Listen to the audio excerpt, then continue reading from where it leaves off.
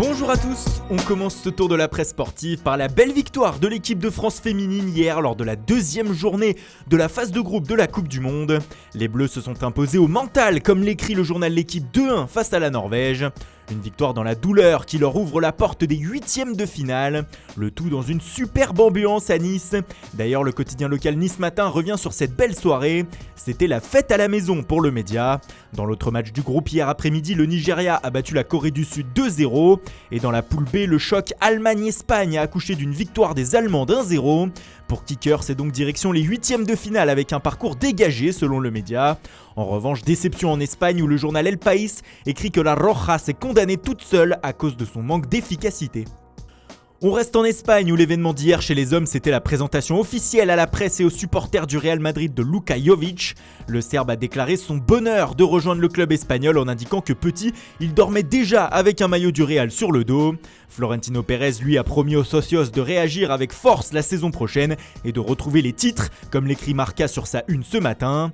Et puis dans la soirée c'est tombé également, l'Olympique Lyonnais et le club merengue ont officialisé la venue de Ferland Mendy dans la capitale espagnole. Le latéral gauche français débarque au sein du club merengue contre un chèque de 48 millions d'euros plus 5 de bonus. Une sacrée opération financière pour le club rhodanien. Dans la presse catalane, un homme ou plutôt deux font la une ce matin. Le premier c'est bien sûr le champion du monde Antoine Griezmann qui fait la une de Sport. Mais il fait les gros titres car le directeur général de l'Atlético de Madrid, Miguel Ángel Gilmarín, a déclaré à la télévision espagnole que le français jouerait au FC Barcelone la saison prochaine. On le sait depuis mars, a-t-il même précisé. Une phrase qui n'a échappé à personne en Catalogne puisqu'on la retrouve aussi en une de Mundo Deportivo. Griezmann devrait donc rejoindre le club Blaugrana cet été et cela pourrait débloquer une situation, celle de Joao Félix. En effet, selon Record, le transfert de l'attaquant français à Barcelone ouvrirait la porte aux Portugais afin de rejoindre l'Atlético. Les colchoneros pourraient en effet réinvestir l'argent de la clause du champion du monde et payer ainsi celle de 120 millions d'euros du joueur de Benfica. Griezmann au Barça, fin du feuilleton donc? Eh bien si l'on en croit le Sun, pas du tout. Le tabloïd anglais, grand habitué des rumeurs les plus folles, en lâche une autre ce matin. Selon le tabloïd, Manchester United pourrait venir concurrencer le Barça sur le dossier du français. Les Red Devils seraient prêts à proposer 106 millions d'euros à l'Atlético de Madrid pour l'arracher à la dernière seconde. Pas sûr du tout que cela satisfasse les colchoneros, d'autant que la clause libératoire du français sera de 120 millions d'euros au 1er juillet. En tout cas, Manchester United pourrait avoir l'argent pour faire l'opération, car si l'on en croit le Mirror, les Mancuniens vont demander au minimum 150 millions de livres, soit 168 millions d'euros au Real Madrid pour le transfert de leur champion du monde Paul Pogba. Avec ce qu'il se passe sur le marché depuis quelques années, tout est possible.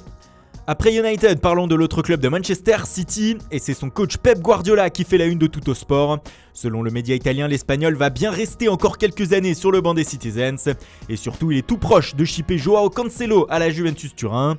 Dans le même temps, la Juve fait toujours le forcing pour Maurizio Sarri. Le coordinateur technique du club, Fabio Paratici, s'est rendu à Londres pour tenter de finaliser la venue du coach italien. Ce dernier plancherait déjà sur le mercato de son futur club d'ailleurs. Selon le Corriere dello Sport, l'ancien entraîneur de Naples aimerait attirer Mauro Icardi, l'attaquant de l'Inter, à la Juve cet été. Pour cela, Dybala devrait dire oui au club lombard dans le même temps pour un échange. Un départ de Icardi qui arrangerait aussi les Nerazzurri qui pourraient faire de la place pour de nouveaux attaquants selon la Gazzetta dello Sport, Edin Dzeko et Romelu Lukaku. Le Belge qui a d'ailleurs fait un appel du pied à l'Inter ces derniers jours en déclarant « Antonio Conte est le meilleur entraîneur du monde et en plus, j'aime l'Italie. Le jeu des chaises musicales peut commencer ». Et on termine par le Parisien qui indique ce matin que l'arrivée de Matthijs de Ligt au Paris Saint-Germain est très chaude. L'agent du joueur Mino Raiola était dans la capitale hier afin de déjeuner avec Antero Henrique et Maxwell et de boucler l'opération.